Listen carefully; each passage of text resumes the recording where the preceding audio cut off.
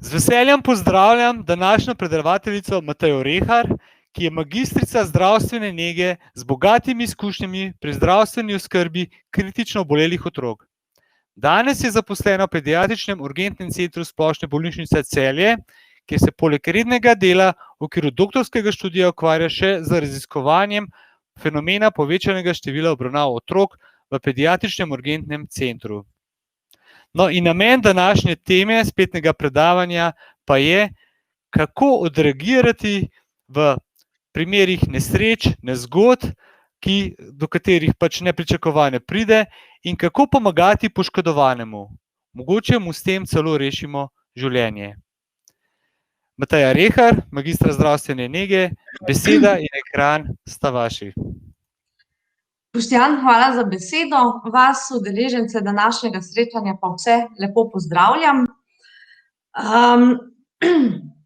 Moj namen danes je, da vam predstavim osnove prve pomoči, da boste lažje odreagirali v situacijah, kadar se boste mogli z njimi tudi soočiti.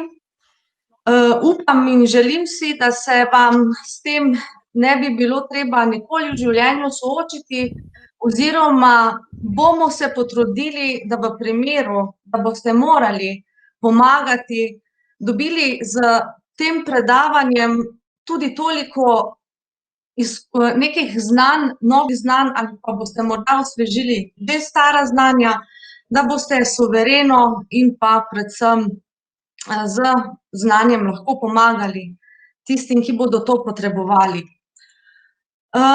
Letošnje leto je, bom rekla, eno izmed mnogih let, ki so bolj specifična.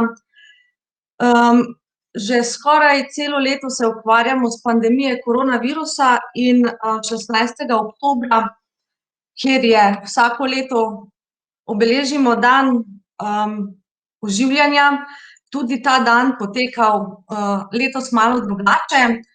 In sicer nekako so se potrudili, da so predstavili nove smernice, kako lahko pomagamo, glede na to, da se soočamo z koronavirusom in da ne vemo, ali imamo stik s pozitivnim ali ne, kar bomo potem na koncu tudi poudarili in se s tem tudi seznanili.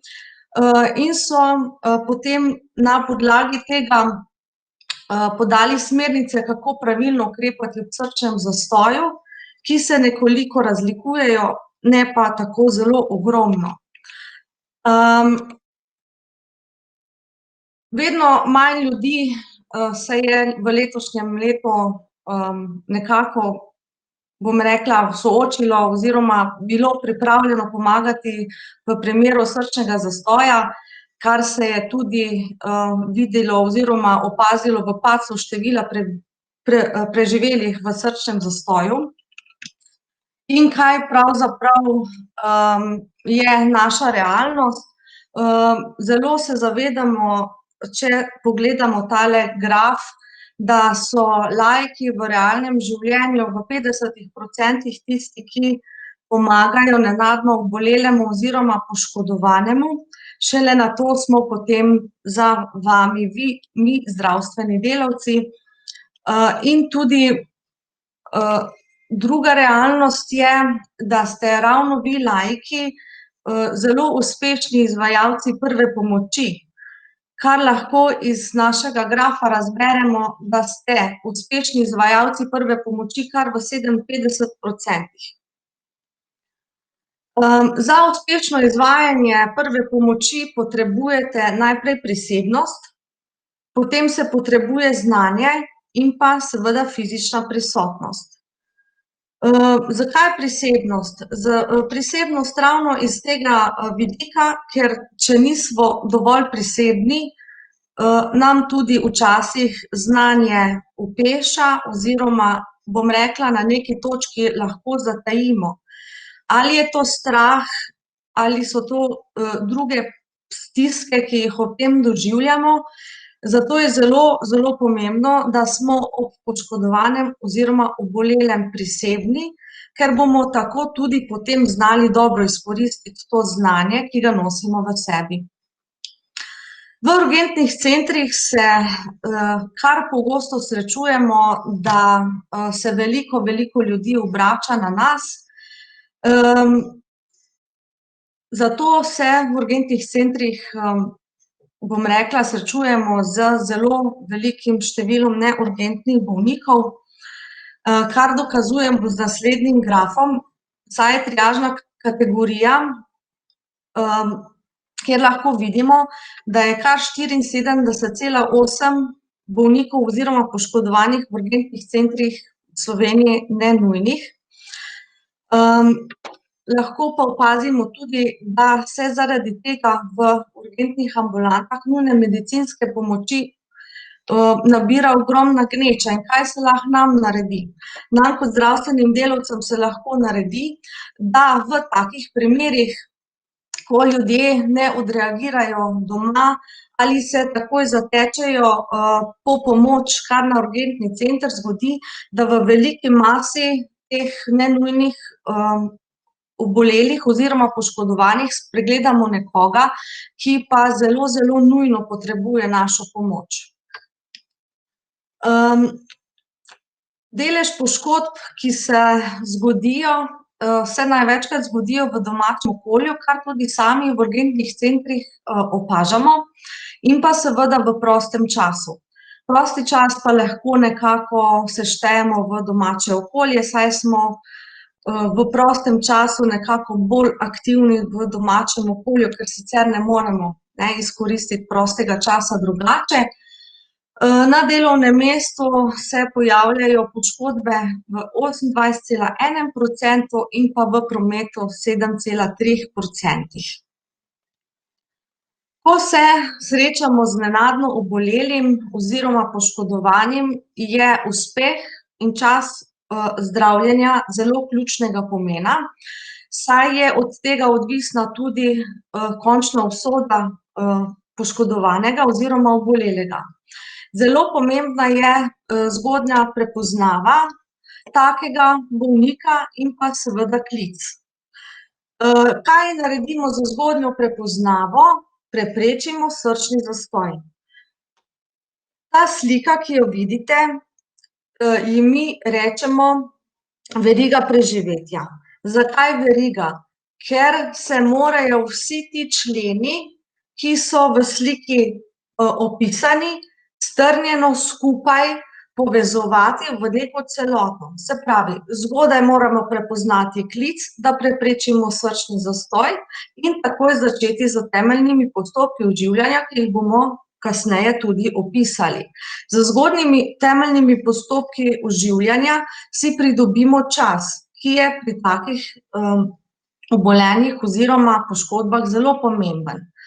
In pa seveda se poslužujemo tudi zgodnje defibrilacije. Vkolikor imamo koga, ki nam je lahko v pomoč, ga pošljemo v najbližjo stavbo oziroma v najbližjo okolico, da nam priskrbi avtomatski defibrilator, kjer so že kar nekako, bom rekla, v zadnjih časih dobro dostopni vse povsod.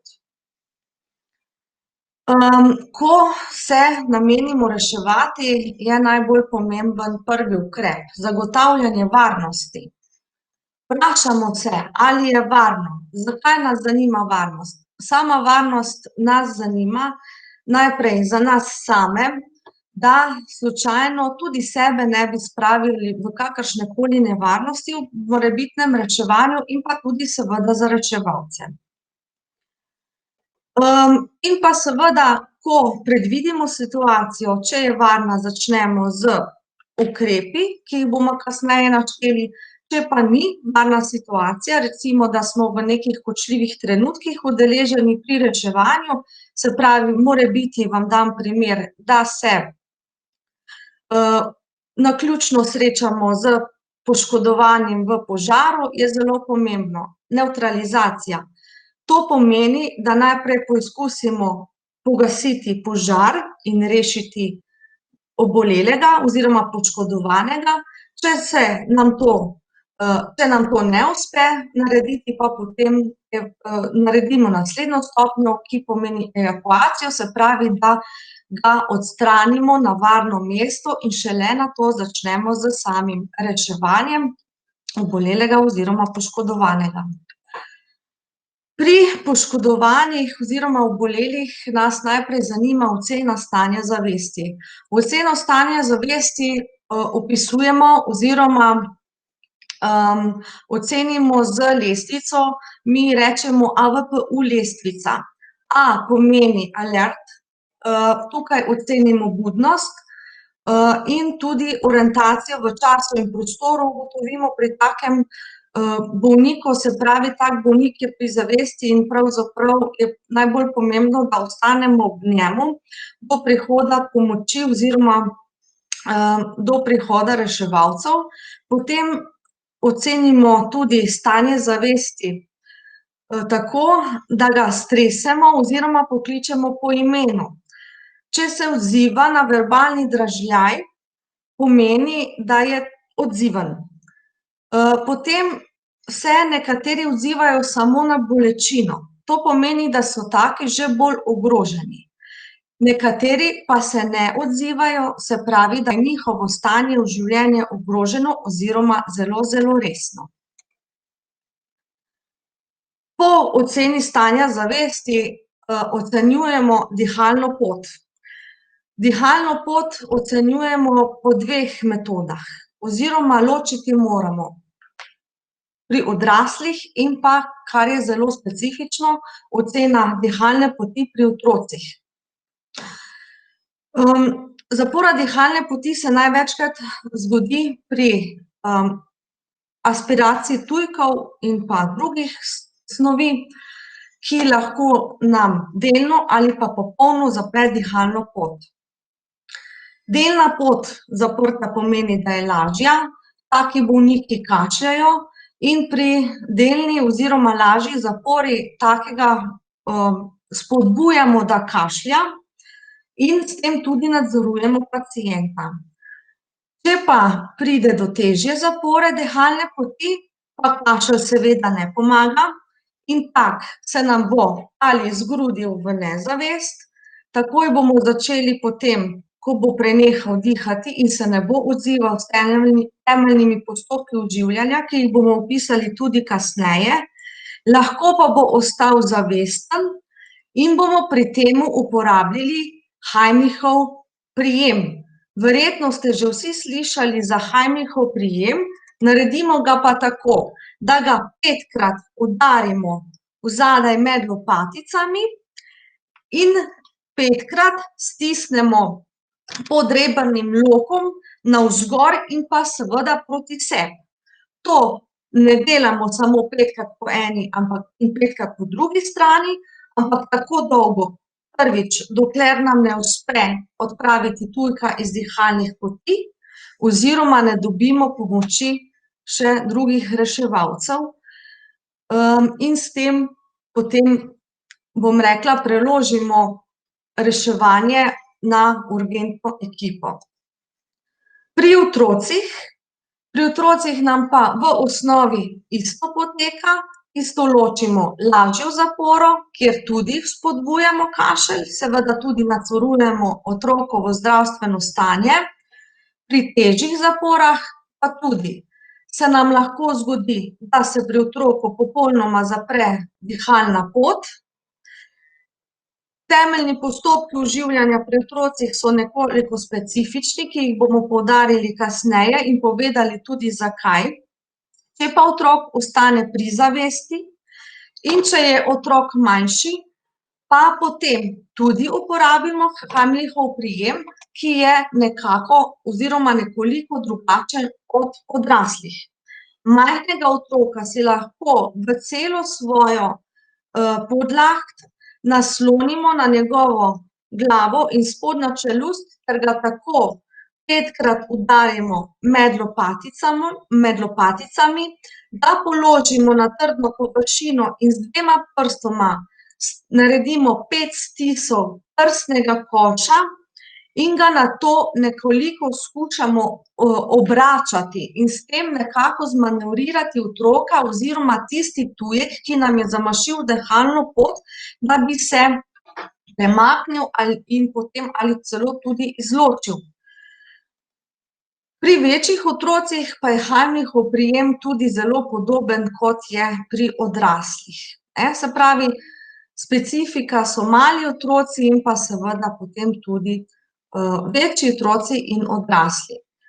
Pokazala vam bom en primer iz prakse, ki je bil meni zelo fascinanten in zanimiv in da mogoče tudi v realnosti vidite, da se take stvari dogajajo in kaj se lahko zgodi, če nam tujek, ki ga otrok, pa tudi morebiti odrasli, zaužije,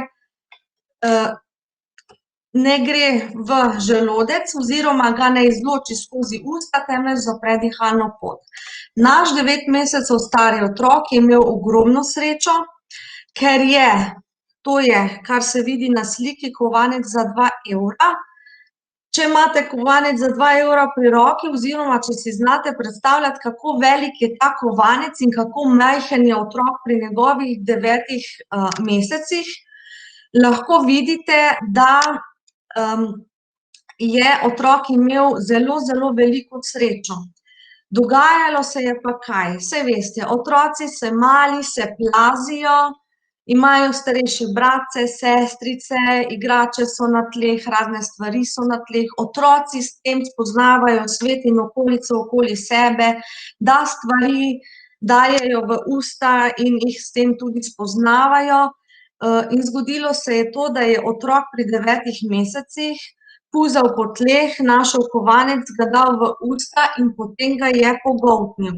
Mamica je pri opisovanju pripovedovala, da je ta otrok bruhal, da je bil že moder v obraz, se pravi, da se je že dušil, davil in da je potem se nekako, če lahko rečemo, da včasih tudi nekdo še obstaja nad nami, ta kovanec ni zaprl dihalne poti, temveč je šel skozi požiralnik v želodec.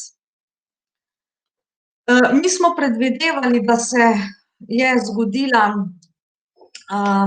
neka nesreča doma, ampak da je otrok pri taki mali starosti pojedel tako velik tujek, nam je bilo zelo, zelo, zelo interesantno.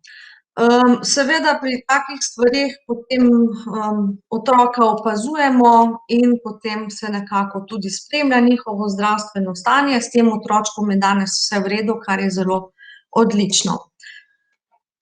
Potem, ko ocenimo dihanje, ocenimo še tudi krvni obtok. Pri krvnem obtoku nas zanima, ali imamo tipne pulze. Najpogosteje pulze tipamo na spodnjem delu nadlahti in pa pri vratu. Ali opazujemo tudi morebitne zunanje krvavitve, ker krvavitve nam lahko privedejo obolelega oziroma poškodovanega v šok, kar je lahko tudi vzrok za smrt pri poškodovanem.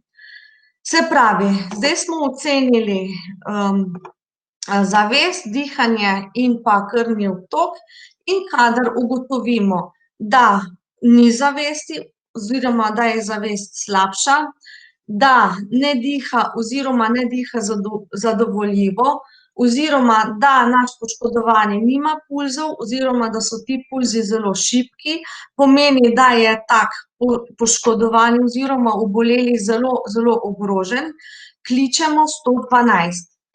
112 je klic v sili, kjer dobimo dispečersko službo Slovenije, kjer se vam bo javil dispečer in vam postavil nekaj zelo ključnih vprašanj. Ena izmed zelo pomembnih vprašanj, na katere boste odgovorili zelo natančno, je, da se boste predstavili, kdo kliče z imenom in priimkom in povedali tudi svojo telefonsko številko. Natančno povedali, kaj se je zgodilo, natančno navedli kraj, kje se je zgodilo in seveda tudi, kakšno je stanje bolnika oziroma poškodovanega. Tudi sam dispečer vas bo vprašal, ali se premika in mu boste morali oceniti zavest oziroma dihanje. Potem so naslednja vprašanja, kdaj se je zgodilo, koliko je poškodovanih, ne, ker ni nujno, da imamo vedno samo enega, lahko jih je tudi več, kakšne so okoliščine, ali obstajajo morebiti nevarnosti, ne, to je tista varnost, o kateri smo se v začetku pogovarjali, in kakšno pomoč še potrebujete. In ko bo dispečer pobral vse te podatke, bo tudi sklical nujno medicinsko pomoč, ki bo prihitela v najkrajšem možnem času do vas in pacienta prevzela ter ga nato transportirala v najbližji hospital. Skratka, poznamo 5 življenjsko ogrožajočih stanj, ki najbolj nekako ogrožajo naša življenja. Zastoj dihanja in delovanja srca je lahko nekako vzrok vseh teh stanj, ki smo jih opisali zgoraj. Med 5 življenjsko ogrožajočih stanj uvrščamo tudi hudo krvavitev, šok, nezavest in pa zastrupitve. Zdaj bomo šli skozi algoritem temeljnih postopkih oživljanja odraslih, kasneje pa razložili, zakaj se temeljni postopki oživljanja razlikujejo od temeljnih postopkov oživljanja otrok. Se pravi, če se nam v morebitnem primeru oziroma najslabšem scenariju zgodijo zgoraj navedena dejstva in da naš oboleli ni odziven, pokličemo na pomoč v primeru, da smo sami oziroma lahko, da imamo nekoga ob sebi. Mi začnemo z reševanjem, njega pa prosimo, da takoj pokliče na številko 112. V prvi vrsti, ko vidimo, da se naš oboleli oziroma poškodovani ne odziva, sprostimo dihalno pot. Zdaj so nove smernice pri reševanju v zvezi z novim koronavirusom, ki jih bom kasneje tudi povedala, ampak da bomo šli ta standardni postopek reševanja.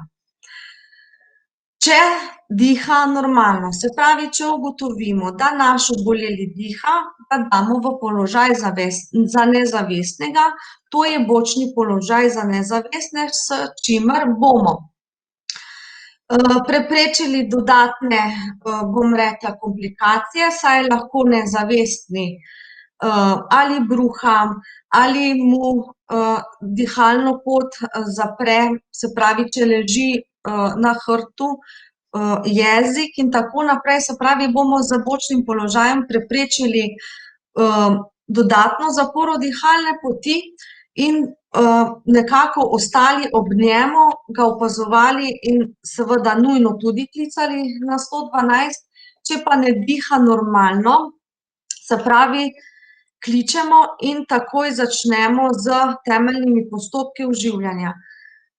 Se pravi, 30 masaž srca in pa 2 vpiha. Ta postopek tako dolgo ponavljamo, dokler ne pridejo reševalci na mesto dogodka. Se pravi, temeljni postopki oživljanja pri odraslih so, da najprej damo 30 stisov oziroma masaž srca na sredi prsnega koša in seveda nato 2 vpiha. Kakšna pa je razlika pri temeljnih postopkih oživljanja otrok? Se pravi, če naš otrok ne diha normalno, damo pa 5 vpihov najprej. Zakaj damo 5 vpihov? Bom začela od začetka, ne, se pravi, ločimo 2 srčna zastoja. Mi pravimo, da je en srčni zastoj primarni, se pravi, da najprej preneha biti srce, drugi je pa sekundarni, ne, takega imamo pa pri otrocih, se pravi, sekundarno pa pomeni, da najprej pride do dihalne odpovedi in posledično, ker je prišlo do dihalne odpovedi, pride kasneje tudi do odpovedi delovanja srca. Se pravi, ker pri takem otroku dihala ogrožajo odpoved srca, damo najprej 5 vpihov in nato 15 stisov prsnega koša. Nato pa nadaljujemo z 2 vpihi in 15 stisi prsnega koša, tako dolgo, dokler na mesto ne pridejo reševalci. Se pravi, če še enkrat ponovimo, pri odraslih začnemo najprej z masažo srca, nato damo 2 vpiha. Pri otrocih damo pa najprej 5 vpihov, kar je verjetno dihalna funkcija tista, zaradi katere je otrok ne diha normalno in potrebuje 5 vpihov, nato pa šele 15 stisov srca. Se pravi, razlika je pri reševanju, predvsem v tem protokolu. Sedaj pa vas vabim, da se pridružite da si ogledate ta video, no, ki zelo nazorno pokaže, kako naj bi v laiku, ne, začel reševati življenja. Lahko, prosim? Aha. Gliho, vamos. Ćao, gliho, vamos. Ćao, folk. Ime mi je Cap. Okličuje me Zoki. Odrašao sam med bloki. Geto pa to. Doživo svašta, vidio maske. Tako da jaz vem live. Poslušaj. Recimo kupuješ avto, nimaš niti za vožnju, valjda greš babico prosat za denar i kad jadna preračuna u dinare, infra.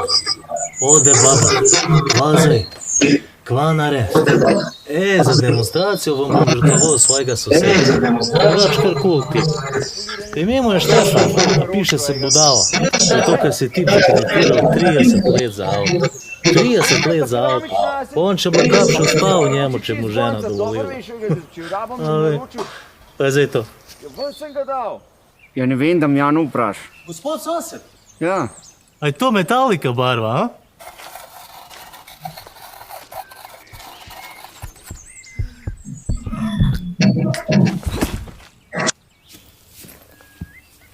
Toran, da se Bog ne daj kaj takega naredi, sam brez panike, gledalec. Najprej preverimo, če se nesrečnik odaziva, če diha. Halo, gospod, halo, kralju, uresničite se. Inač, treba mu izprostiti dihalne poti, zato mu popravimo glavo. I poslušamo na usta i gledamo v prsa. Če spušča zvoke, ko nasedo kit. To ni dober, pomeni, da je frka, treba bo plunt v roke. A še prej, pokliči 112. La, la, la, la, la. Dispečer na drugi strani ti bo povedal, kje slaka najdeš najbližji avtomatski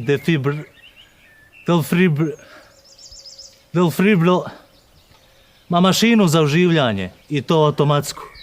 Začnemo s tisi prsnega koša, brez žvaljenja v glavo. Dlani naštimamo v položaj za spucavanje Magika. Hadouken! Ne veš, Ana? Nisi igral Street Fightera. Roke naštimamo nekje na sredino prsnega koša. I pretiskamo. Celo težo.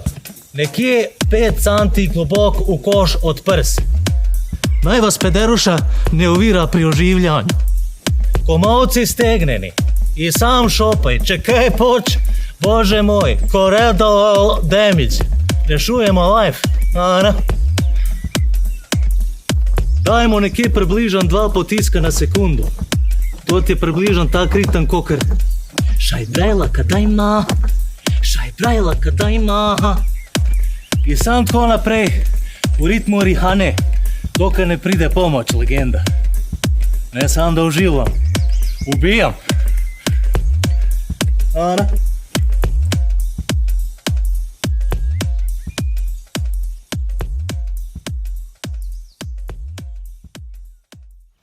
Kot ambasadorka Evropskega dneva oživljanja sporočam. Če vidiš človeka, ki je neodziven in ne diha, kaj storiš? Pokliči 112.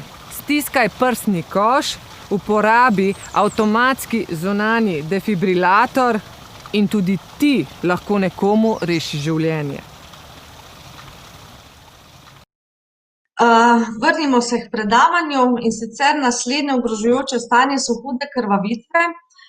Krvavitve ločimo med zunanje in notranje krvavitve. Zunanje krvavitve so predvsem tiste, ki so vidne krvavitve.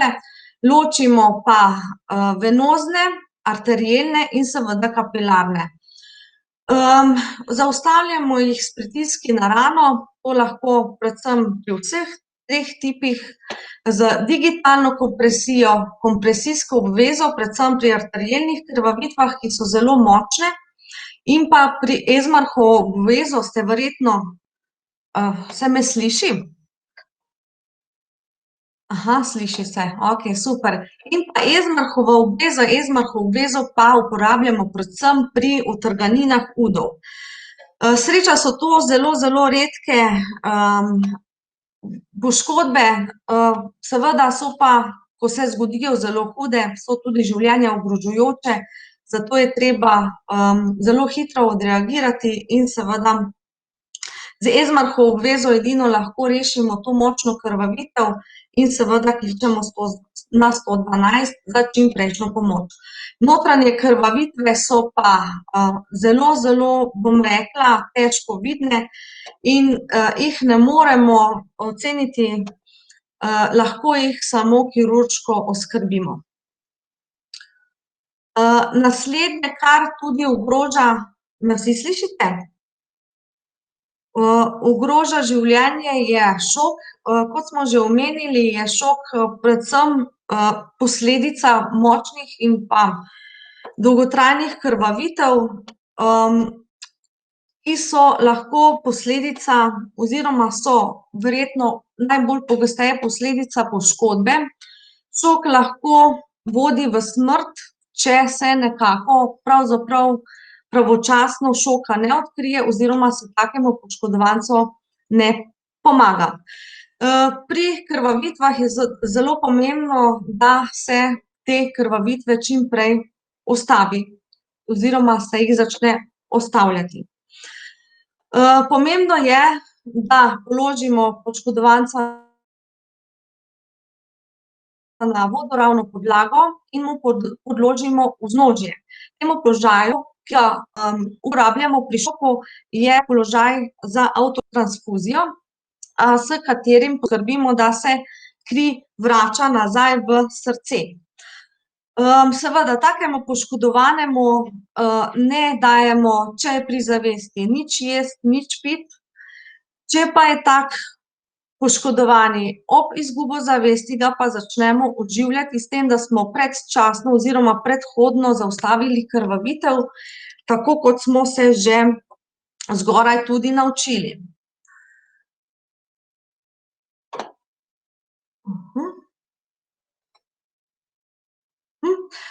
Naslednje, kar je življenje ogrožajoče, je nezavest. Nezavest je lahko posledica različnih bolezenskih stanj oziroma tudi poškodb.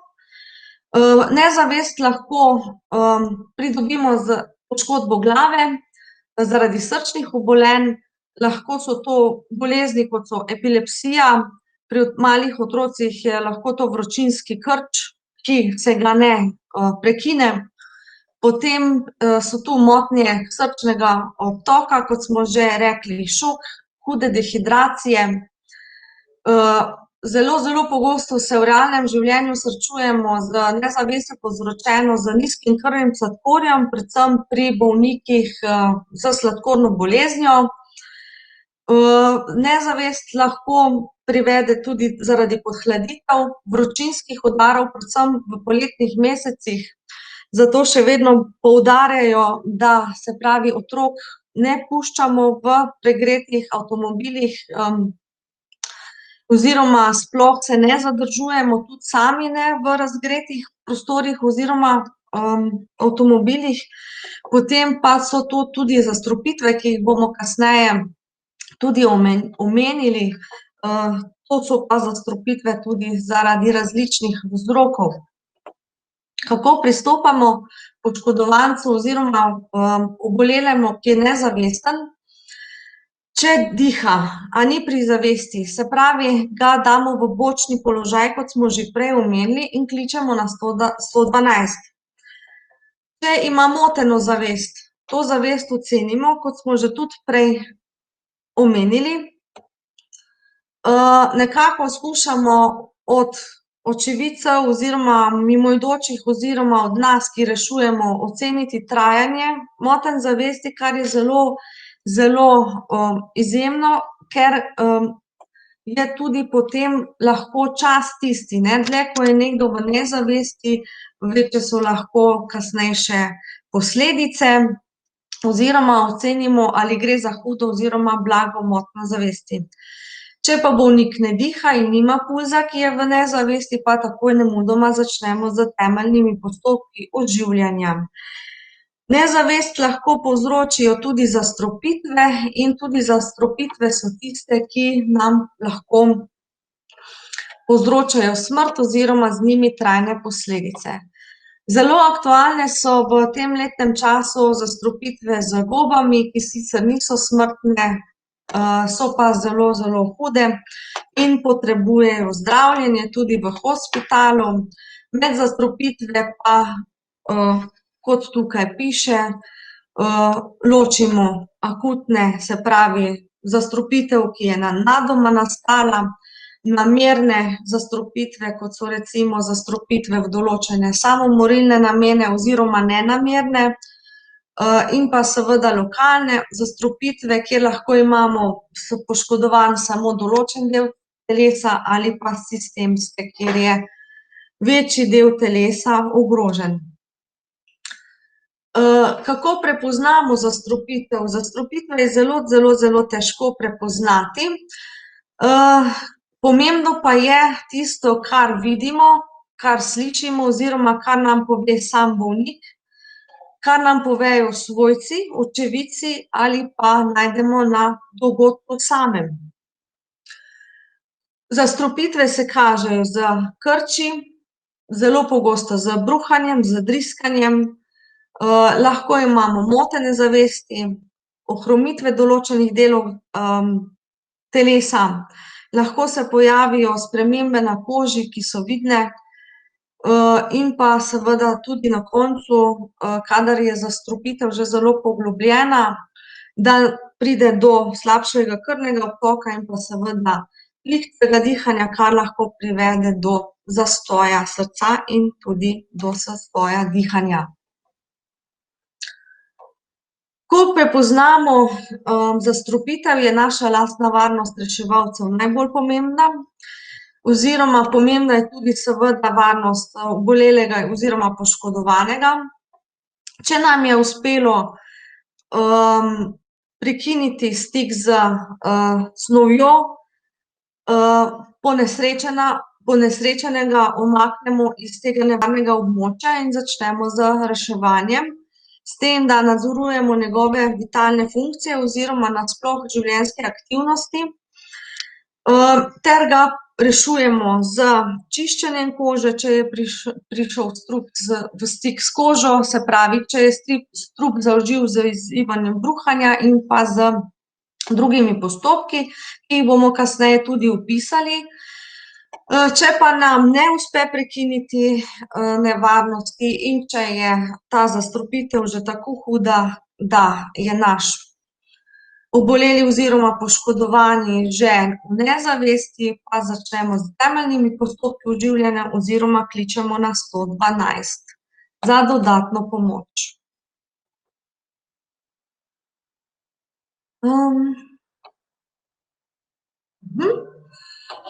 Strupe lahko ali zaužijemo ali pridemo v kontakt z njimi, se pravi, bomo najprej začeli razreševati stvari, kaj naredimo, če nekdo zaužije strup. Se pravi, če nekdo zaužije strup, se pravi, moramo nujno izprati usta oziroma če vidimo še ta strup v ustih, ga tudi mehansko odstranimo, s tem, da moramo ponovno poskrbeti za svojo lastno varnost, tu so zelo pomembne rokavice. Zelo pomembno je, da ko nekdo strup zaužije, da začnemo z redčenjem, se pravi, da mu damo piti tekočino, to naj bo v veliki večini meri voda, lahko je tudi kakšna druga tekočina, nikoli pa ne kis oziroma takih snovi, ki bi še dodatno dražili sluznico. Seveda tudi nikoli ne redčimo strupa pri nezavestnih bolnikih, bolnikih s hudimi bolečinami v prsnem košu oziroma v trebuhu, oziroma če le taki ne morejo požirati. Oziroma nikoli ne izzivamo bruhanja po zaužitju raznih detergentov, jedkih snovi in pa nikoli ne da nikoli ne redčimo pri osebah z motnjo zavesti, ki ne more požirati. Ponavadi, zelo redko kdo bi kot laik imel pri sebi aktivno oglje oziroma tega damo bolj v hospitalnih enotah. Pomembno pri tem je, da vežejo strup nase, če pa bi se slučajno zgodilo, mora biti pa tak pri zavesti in pa seveda po predhodnem posvetu z zdravnikom.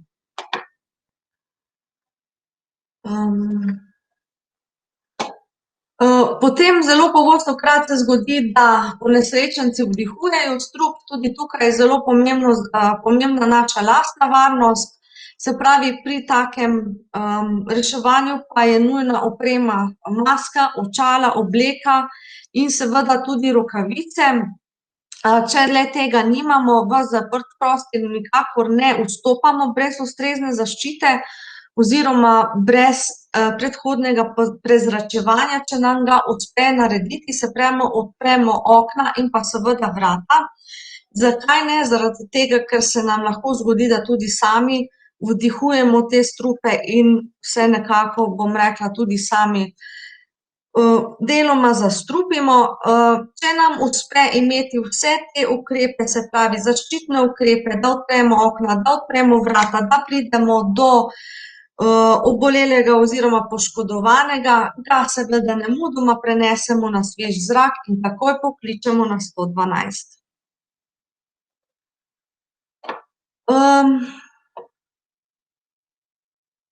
Potem se nam zelo pogostokrat zgodi, da lahko tudi določene snovi kanejo v oči oziroma druge sluznice. Zelo pomembno je, da te sluznice spiramo. Če so to oči, da nam neka, bom rekla, tekočina, ki draži oziroma ki povzroča bolečine oziroma druge težave pri očeh, da jih nekako izpiramo. Izpiramo jih pa tako, da odpremo očesne veznice in seveda vodo, se pravi ta curek, lahko je to iz steklenice, iz pipe oziroma samo, da je curek nekako čim dlje odstranjujemo oziroma spiramo. Izpiramo pa vsaj 15 minut. Če se nam zgodi, da bi to bil tujek, se pravi, teh tujkov ne odstranjujemo, da bi kak fizični tujek bil tudi v očesu, ampak je potrebno takega ponesrečenca nemudoma napotiti na takojšen pregled k okulistu oziroma v urgentni center. V oko ne dajemo popolnoma ničesar, samo spiramo oziroma ga potem po potrebi tudi prekrijemo z neko sterilno gazo.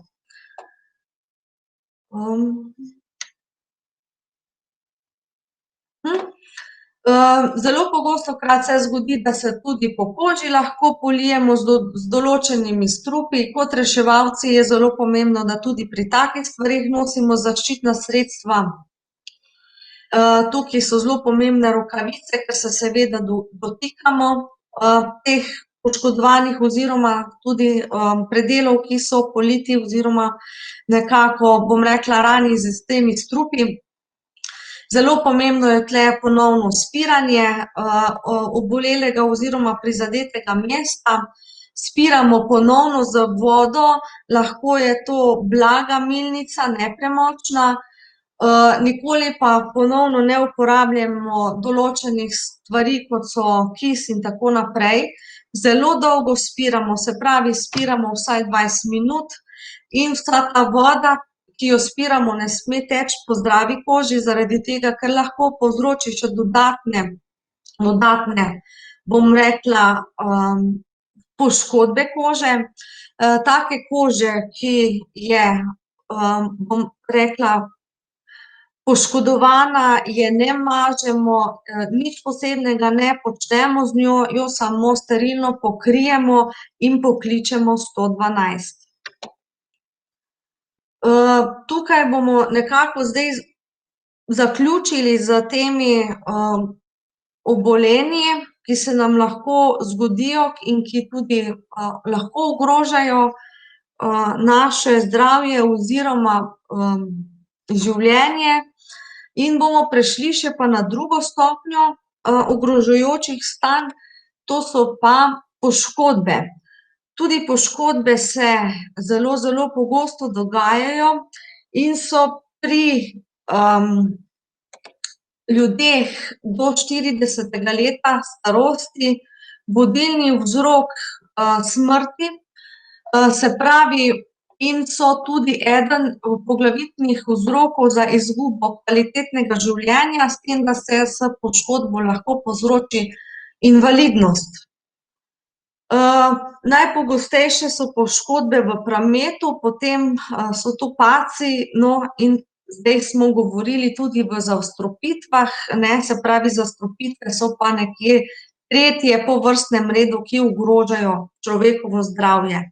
O tem, kar smo se pa pogovarjali zdaj, bomo pa rekli, da so to vodilni vzroki, se pravi ta srčno-žilna obolenja, pri katerih smo reševali temeljne postopke oživljanja, pri katerih je nehalo biti srce ali morebiti se zaustavilo tudi dihanje.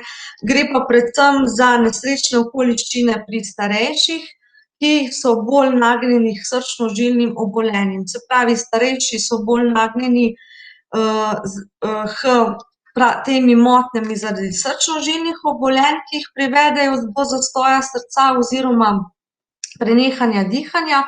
Mlajši smo pa bolj nagnjeni, da smo priča tem okoliščinam, ki nam lahko škodujejo v meri, da postanemo invalidni ali da nam je tudi ogroženo življenje, so pa to poškodbe.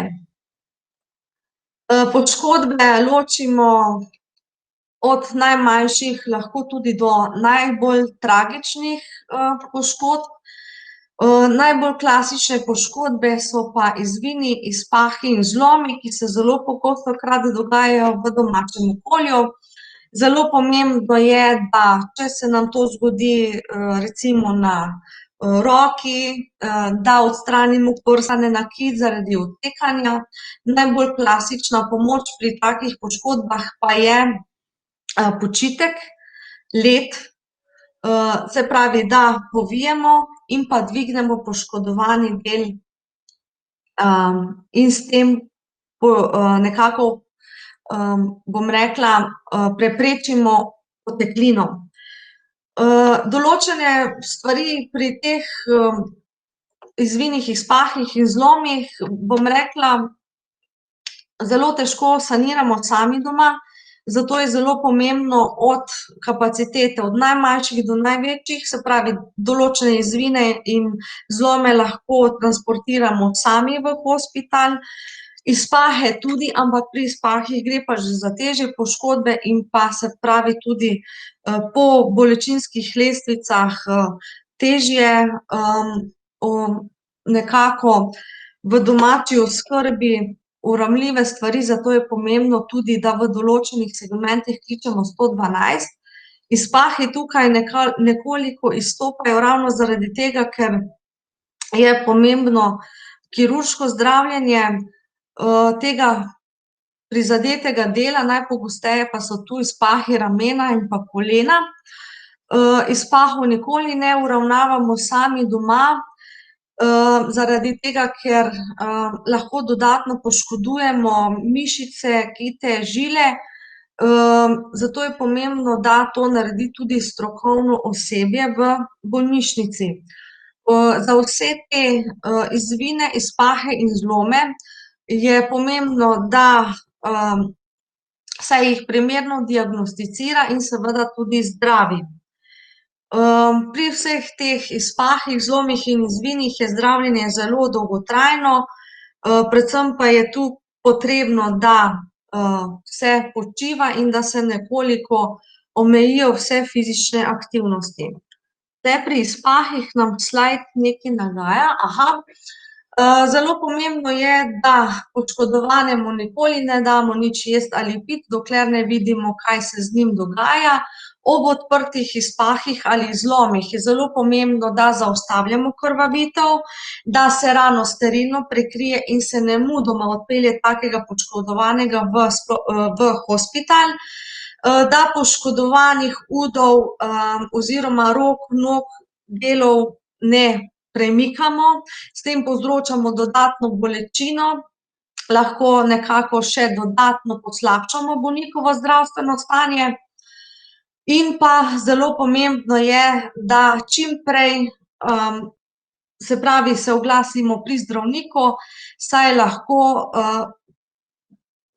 to primarno zdravljenje nekako poslabša celjenje in pa seveda tudi trajne okvare.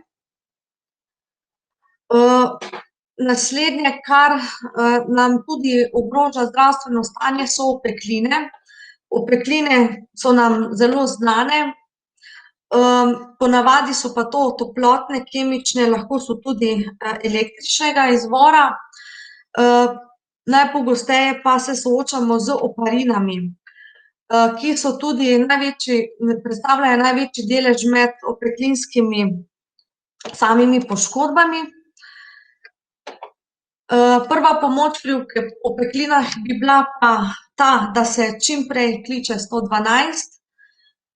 Če so to opekline, ki so obsežnejše, in pri opeklinah velja pravilo hlajenje, hlajenje, hlajenje. Se pravi, najprej te dele hladimo, s tem omilimo tudi bolečino in pa seveda prekrijemo ta poškodovani del in ga nekako zavarujemo še pred dodatno mogoče infekcijo oziroma dodatno poškodbo obolelega mesta. Se pravi, ko pristopamo do poškodovanca, ki ima opeklino, moramo najprej preučiti mesto nezgode, se pravi, če je za nas varno, da temu pristopamo, če je varno za nas reševalce, da pristopamo, poizkusimo plamen, recimo pogasiti plamen oziroma ogenj, če je pa nevarnost velika, pa recimo, da se lahko s tem ustrezno pripravimo, s tem, da kličemo gasilsko enoto, se pravi reševalce in tako naprej. Če nam uspe reševalca čim prej prenesemo na varno in pa seveda, kot sem že omenila, pokličemo na 112, kjer bodo takega poškodovanega oziroma obolelega kasneje tudi primerno oskrbeli.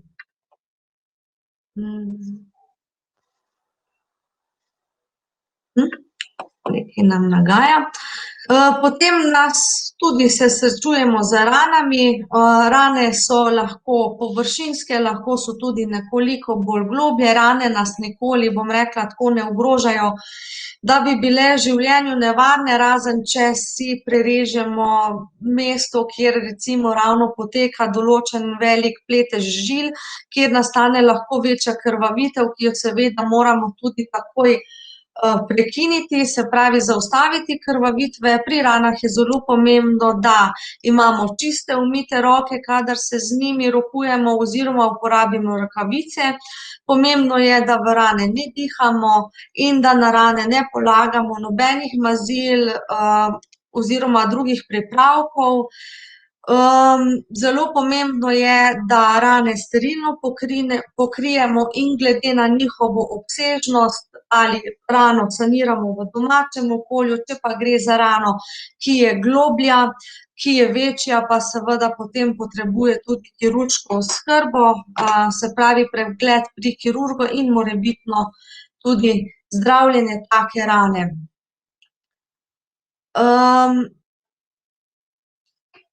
Zelo pomembno je tudi, ne, da ko prekrivamo rane, da na rano nikoli ne polagamo suhih zložencev, ker se zelo radi prilepijo na rane. Pomembno je, da damo gazo, ki jo namočimo predhodno z fiziološko raztopino, ker potem, če imamo dlje časa to gazo na rani, se nam zgodi, da se zelo rada prilepi na obolele mesto in ko to vlečemo, cufamo dol, se nam zgodi, da ponovno lahko povzročimo krvavitve, s tem, da s tem tudi podaljšamo ponovno čas celjenja rane. Kadar bomo obiskali oziroma boste ali bodo obiskali zdravnika, je zelo pomembno vedeti, da vas oziroma poškodovane vprašamo po cepljenju proti tetanusu, in da je zelo pomembno pri ranah, predvsem ranah, ki nastanejo zaradi nečistih vbodov oziroma predelov, ki povzročajo rano, da se tudi proti tetanusu cepi. Pri tetanusu je, ne, vemo, da smo vsi cepljeni, kot že otroci in kasneje tudi kot najstniki v srednji šoli, obnovitvene doze pa je nekako potrebno na 10 let, ne. Se pravi, če nekdo ni bil cepljen že več kot 10 let, bo moral zdaj pri rani, ki ni bila čista, pri kateri je možnost tudi večjih okužb, se takega cepi in se ga s tem tudi zaščiti. Se pravi, ko pa smo se pogovarjali prej, ko smo omenili, ne, da so prometne nesreče tudi velik del poškodb pri laikih in seveda je zelo pomembno, da se zavedamo, da so pri prometnih nesrečah deležne zelo velike sile in pa trki, kjer gre za večje poškodbe, ki seveda tudi zelo ogrožajo naše življenje, in da je pri teh poškodbah izjemno pomembno čimprejšnja pomoč in posredovanje reševalcev in da je potrebno zavedanje, da kadar se lotimo kot laiki reševanja takih prometnih nesreč in nezgod, pomembno imeti v podzavesti, da nekako delujemo po principu, ne, suma na poškodbo na vratno hrbtenico. Zato je zelo pomembno, da se pri večjih poškodbah, predvsem pri prometnih nesrečah, udeleži več poškodovancev. Tam so zelo specifične zadeve, od multiplih, se pravi večjih zlomov, odprtih zlomov, hudih krvavitev, in tu so zadeve zelo kompleksne, ki ogrožajo človekovo življenje. Taka reševanja so vedno zelo huda, vedno zelo stresna, ne samo za laike, temveč tudi same reševalce oziroma nas, ki se z njimi vsakodnevno soočamo. Predvsem pomembno je, da se zavedamo vseh teh ogrožajočih stanj, se pravi pomembnosti zaustavljanja krvavitev, pomembnosti vzpostavljanja dihalne funkcije, pomembnosti ugotavljanja cirkulacije oziroma krvnega obtoka in zelo pomembno je, da znamo kot laiki oceniti stopnjo zavesti. Ko bomo po vsem tem to pravilno uporabili pri poškodovanem oziroma obolelem, bomo veliko pripomogli k nadaljnji oskrbi samega obolelega oziroma poškodovanega ter mu nekako lahko celo pridobili kakšno minuto za njegovo stanje oziroma lahko rešili tudi življenje, kot smo že omenili. Zelo pomembno je pa, da namesto samega zaključka povemo to, o čemer smo začeli tudi v začetku, da je oživljanje v času s koronavirusnim okužbam nekoliko specifično. Specifično je pa tukaj, da sedaj ne rešujemo več na način, da se sklanjamo nad nos in usta. Zakaj? Zaradi tega, ker se koronavirusno obolenje prenaša kapljično in v primeru, da je možnost manjših, bom rekla, izgub aerosolov skozi nos in usta ali pa morebiti, da ravno takrat, če je v zavesti še zakašlja in da je pozitiven, nas lahko s tem tudi okuži. In pomembno je, da nosimo masko sami in da tudi kakršnokoli drugo tkanino položimo na usta našemu obolelemu oziroma poškodovanemu, da se vpihi pri tem ne izvajajo in da se daje neprekinjene stisne prsnega koša na sredini prsnega koša s hitrostjo 100 do 120 frekvence na minuto in pa seveda tudi približno 5 centimetrov globoko. Da, če je možno, da čim prej pošljemo očividca po avtomatski defibrilator in pa da pri otrocih in pa utopljencih, ki so tudi vitalno ogroženi, sledimo po njihovih algoritmih in jim tudi ne dajemo teh začetnih vpihov. Mnenja so, da je dovolj, če samo do prihoda reševalcev dajemo tudi samo te stise prsnega koša. V primeru pa, da se moramo soočiti s situacijo, kjer bomo morali nuditi pomoč obolelemu oziroma poškodovanemu, pa je za nas zelo pomembno, da se poleg vse te varnosti, ki smo jo omenjali, na koncu tudi umijemo roke oziroma uporabimo razkužilo. In v primeru, da smo imeli opravka z obolelim oziroma poškodovanim, pri katerem je vzpostavljen sum na COVID-19, kontaktiramo lokalnega epidemiologa, kateri nam bo dal vsa nadaljnja navodila, kako se bomo ravnali po pomoči našemu poškodovanemu. Jaz se vam izjemno zahvaljujem za vašo pozornost, to je z moje strani vse.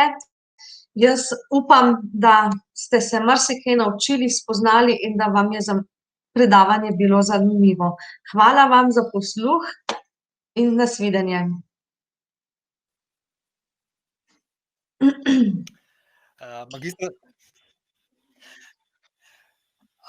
Samo trenutek, magistra zdravstvene nege Mateja Rehar, tudi v mojem imenu iskrena hvala za res koristne informacije. Naj povem, da je za vami nočna urgencija, tako da vsaka čast za tako kakovostno obdelano predavanje.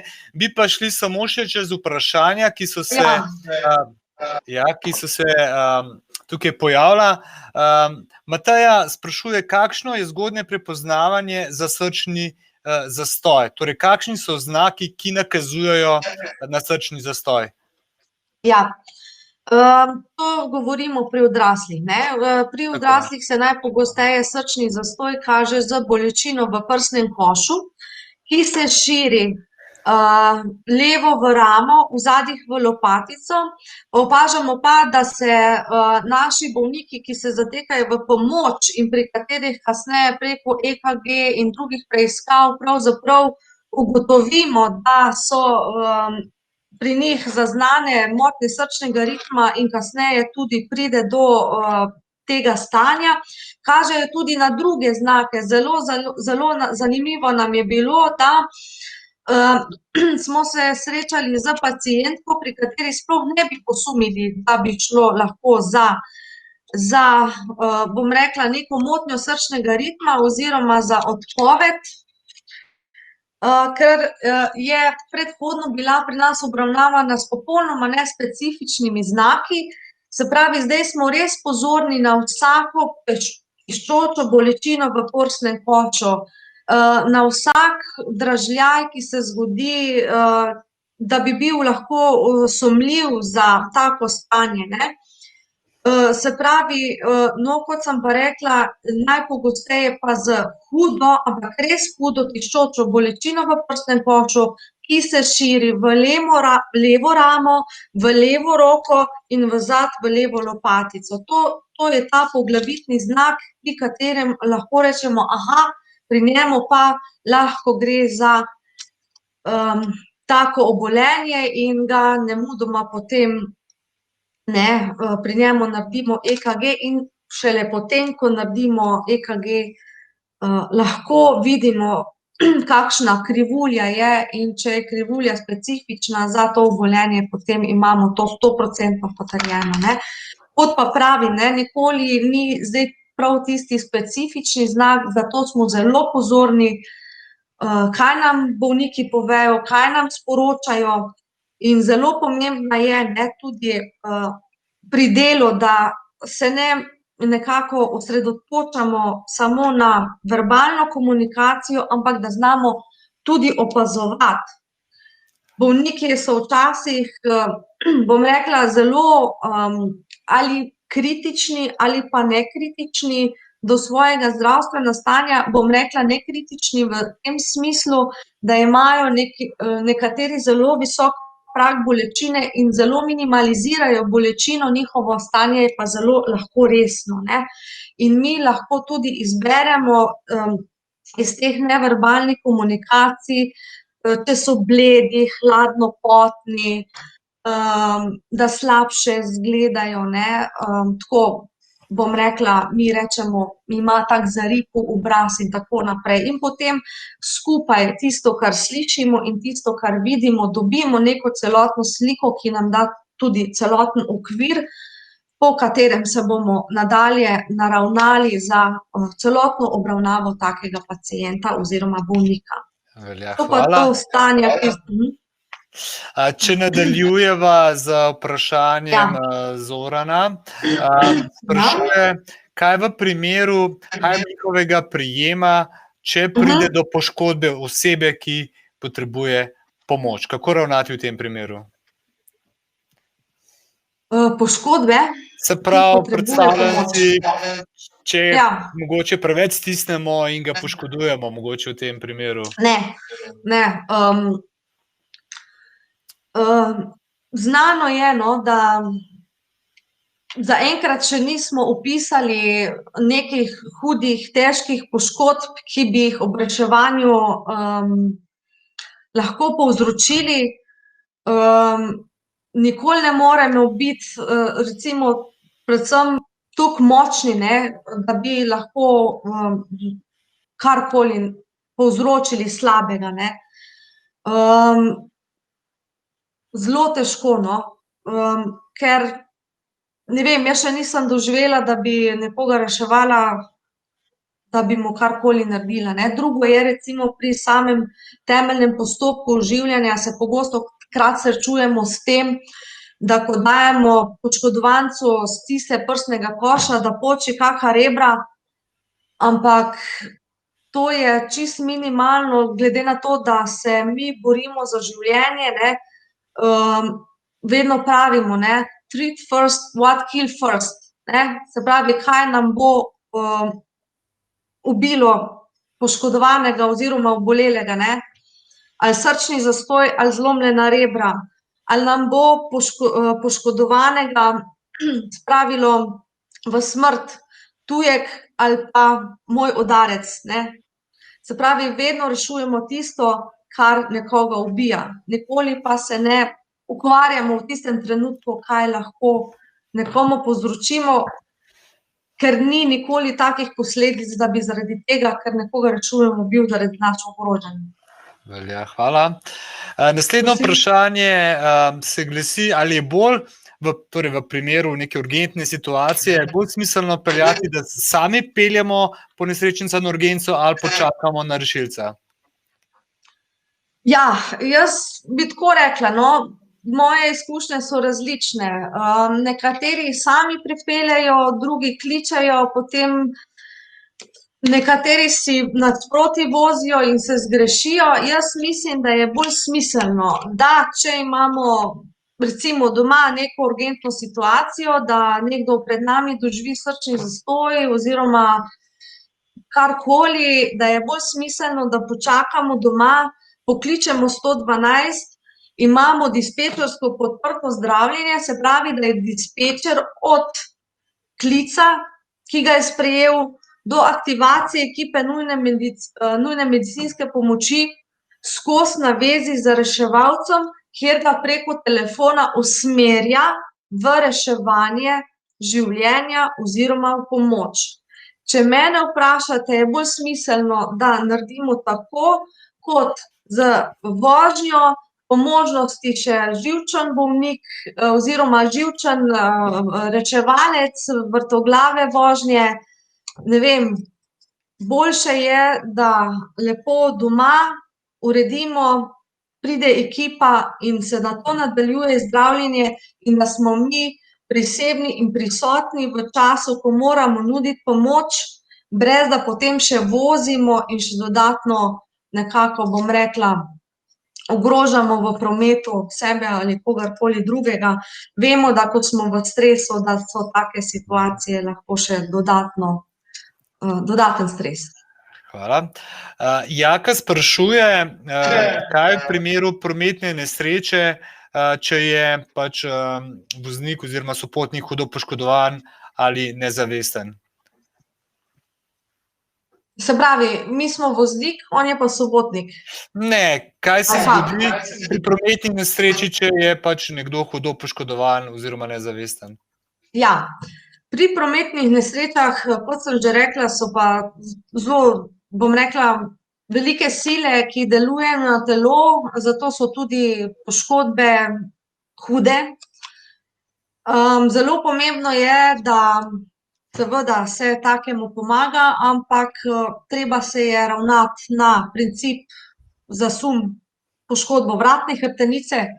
Tukaj je za reševanje potrebno več ljudi in zelo pomembno je, da so tudi ljudje, ki znajo pravilno odreagirati, kajti z določenimi premiki ali premikanji takih pacientov lahko povzročimo dodatno poškodbo oziroma to so bolj kompleksne stvari, pri katerih so zelo pomembni ključni elementi in pa prava odreagiranja, prave ekipe. Je pa zelo pomembno, da če vidimo poškodovanega, kjer zelo krvavi, lahko začnemo z zaustavljanjem krvavitve. Se pravi, da oskrbimo tisto, kar se nam zdi, da trenutno ogroža njegovo zdravje. Zelo pomembno pa je, da se zavedamo, da gre tudi tukaj za velike trke, da so tudi notranje krvavitve tiste, ki ogrožajo. Se pravi, tukaj imamo en cel spekter nekih življenja ogrožajočih stanj in taki hudo poškodovani ob slabi reakciji oziroma ob nekem zakasnelem času imajo zelo tudi slabe možnosti za preživetje oziroma za nadaljnje kvalitetno življenje. Hvala. Naslednje vprašanje se glasi, kako v primeru utopljenca. Zoran pravi, da je bilo v letošnjem letu veliko žrtev, se pravi, kako postopamo na kratko, če lahko v primeru utopljenca. Ja, res je. Utopitve so kar pogoste v poletnem času. Predvsem so tu, bom rekla, žrtve večinoma otroci. Nekje do 2 let so otroci tisti, ki so zelo pogosto utopljeni. Najpogosteje se utopitve dogajajo v domačih bazenih, pa tudi drugih kompleksih. Zelo pomembno je, da utopljenega čim prej potegnemo ven iz vode. Ni težava, če je to manjši bazen, se pravi, da smo lahko kot reševalci pri reševanju iz vode uspešni. Zelo pomembno je, da se to zavedamo, da če je to kakršnokoli večje jezero ali morda tudi morje in da če sami nismo uspešni plavalci, zelo težko pomagamo utopljajočemu se, ker nas lahko zagrabi, se nas oprime. Zato je zelo pomembno, da prvič poizkušamo reševati utopljenega iz pomola, iz obale, mu skušamo vržiti vrv, da se jo prime in ga s tem povlečemo ven. morda tisti obroč, oziroma da je to oseba, ki je res tista, ki bo v bok tistemu obolelemu oziroma utopljencu. Zdaj, če pride do popolne utopitve, ne, začnemo s temeljnimi postopki oživljanja. In seveda upamo, da smo bili dovolj zgodnji, da bomo takega lahko rešili. Z utopitvami imam tudi kar nekaj izkušenj, no, zelo, ja, so delikatne zadeve, ne, predvsem zaradi tega, ker v veliki večini gre za otroke, žal sem se soočala z njimi tudi z smrtnimi izidi, na žalost, ampak večinoma pa smo bili uspešni, no. Zelo pomembno je, se pravi, da čim prej najdemo utopljenega, takoj začnemo z vpihi in stisi, izvajamo tako dolgo, dokler ne pridejo reševalci, in zelo pomembno je, da, se pravi, te mokra oblačila slečemo iz telesa, ker ga ohlajamo, in da ga potem ovijemo tudi v neke suha oblačila. Tako da, to bi bilo to, no. Najlepša hvala. No, še eno vprašanje je, v primeru, če ima poškodovanec srce na desni strani, kako uporabimo defibrilator oziroma elektrode, najbrž jih namestimo na desno stran, kjer se srce nahaja, ne?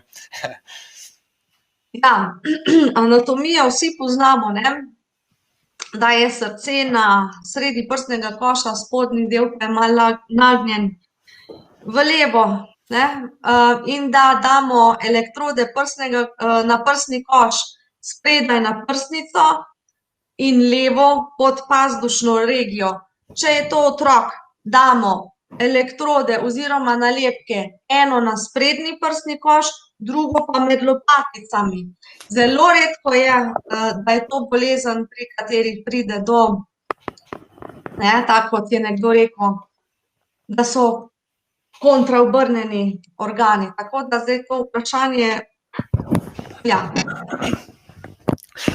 Velja, magistra Mateja Rehar, jaz se še enkrat zahvaljujem za vašo res izčrpno obnovitev znanja in verjamem, da bomo sigurno bolj suvereno postopali v primeru, če bomo priča kakšnih podobnih slučajev. Vabim pa vse v slušatelje in se vam zahvaljujem za pozornost, torej, da nas spremljate tudi še naprej na naslednjem spletnem predavanju. In sicer bomo 5.11. imeli temo varnost na cestah v jesenskih razmerah. Izvedeli bomo strani predstavnika AMZS-ja, zakaj brez brisalcev enostavno ne gre, kako pomembna je pravilna nastavitev luči in predvsem, kako upoštevanje zavorne poti lahko prepreči uničeno pločevino ali življenje. Skratka, še enkrat se vam vsem zahvaljujem za sodelovanje in se slišimo na naslednjem spletnem dogodku. Hvala vam.